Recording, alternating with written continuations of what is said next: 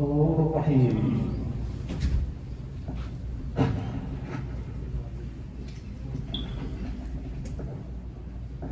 All praise be to Allah subhanahu wa ta'ala. We praise him as much as he deserves. I bear witness that there is no God worthy of worship but Allah subhanahu wa ta'ala without any partners or associates.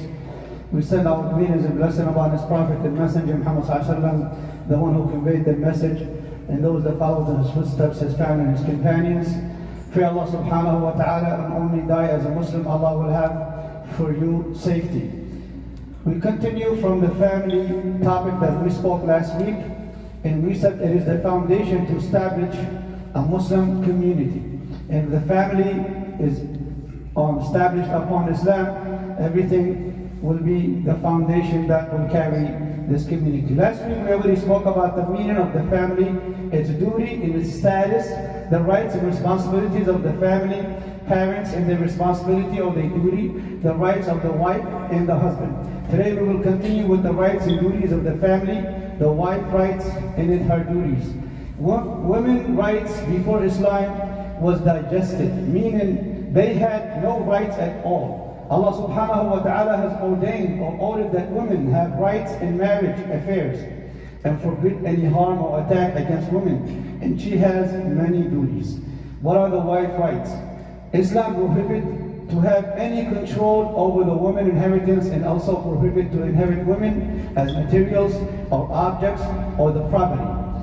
And unlawful to own women for pleasure. It is also forbidden to copy the ignorance, the people of ignorance, or inherit women the same way you inherit wealth and assets. And then you do whatever you want with it. You can trade it or sell it or whatever. Islam made laws and rules that gave women the full rights and full protection. 2, from the rights of women marriage. And you should not stop her from getting married. In return, she have to ransom herself for money, except if she committed a lewd act. So Islam gave women the right to make their own choice. Also cohabitation with kindness or intimate relations. As Sa'di said, this includes verbal, physical, and be friend and kind to women. Do not harm them in any type. This kind of relation also includes alimony in all household expense. And do not act and make things seriously and make big deals of anything. Rather, you should, help your wife. And if something comes late, and when you come home, do not rush her to bring the food and make a big deal out of it, and be a monster in the house. Also, women's rights to collect their dowry. If at any point they get separated, the husband cannot take back any money from their dowry. And what are their wife duties? Obey the husband is highly recommended. You must obey your husband. Must fulfill the husband needs at any time. Narrated by Abu Hurairah, may Allah be pleased with him, the Prophet ﷺ said, if a man called his wife to bed and she refuses, then he goes to sleep mad. She spent the night being cursed by the angels until she wakes up in the morning. And what are the children's rights and their duties? In Islam, it's very important to pay attention to how you raise your kids. You do by the Islamic teaching. Islam made rights upon the fathers toward their children, and so is the rights of the children toward their parents. We must focus on this issue. It is very serious, especially in this country. Children's rights, if you choose a good mother, you must, as a father, choose a righteous mother for your kids, who will take care of them and raise them well. These children will be the ones who will carry the trust of Islam and continue with it to the end. Also, they can defend Islam at any point Islam is being attacked, because they was raised the right way by the righteous mother. So mother is the school. She's the one that teaches the doctor how to become a doctor and the engineer and the astronaut and the scholar and so on. It comes from the teachings of the mother in the house. Nursery and education and discipline. This will have a great effect and impact on the child. Allah has made this the greatest rights towards the kids.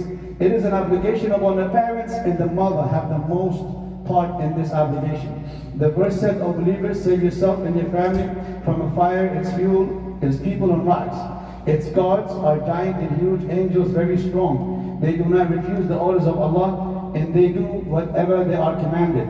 And also command your kids the good, and forbid for them the evil, and teach them the Quran and Islam. Teach them Salah, teach them morals, teach them characters, teach them what the Islam has taught you to teach them. Number 3 is the kids' rights and the financial support and any financial duties, both male and female, as long as you have their custody. This will save them from going astray or deviate from the teachings of the Islam. And you must provide for them all they need. So they don't go and look for it somewhere else. And then they deviate, like food, medicine, and have a house for them, a safety house that have no yelling, no screaming, or you will scare them every time you come to their house. And also participate in their activities and monitor them and ask them every night, what did you learn? What did they teach you in school?